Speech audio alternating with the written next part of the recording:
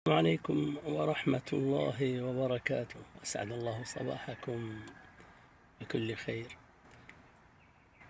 أستمع الآن لقصة يرويها شخص بنفسه ويقول: كشفت ذات يوم في مستشفى وإذا بي أصدم من النتيجة بأنه معي أورام خبيثة. نسأل الله لنا ولكم العافية ولجميع المسلمين. يقول: فأصبت بصدمة وكدت أن أنهار. طبعا النفسية أصبحت في الحضيض وتعبت جدا. بعد ذلك وفي ذات يوم سبحان الله وأنا أقرأ القرآن وإذا به تستوقفني آية: ويسألونك عن الجبال فقل ينسفها ربي نسفا. توقفت عندها كثيرا. سبحان الله.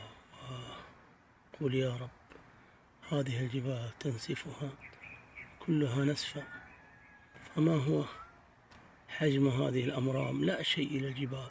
أخذت أتدبر وأعيد وأكرر الآية كثيرا وأتعايش معها وأتخيل أنها تنزل على هذه الأمرام وتنسفها بإذن الله.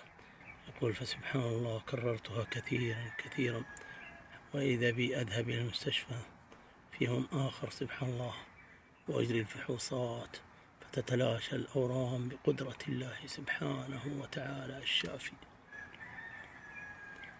فهذه هي الثمرة من قراءة القرآن، التدبر.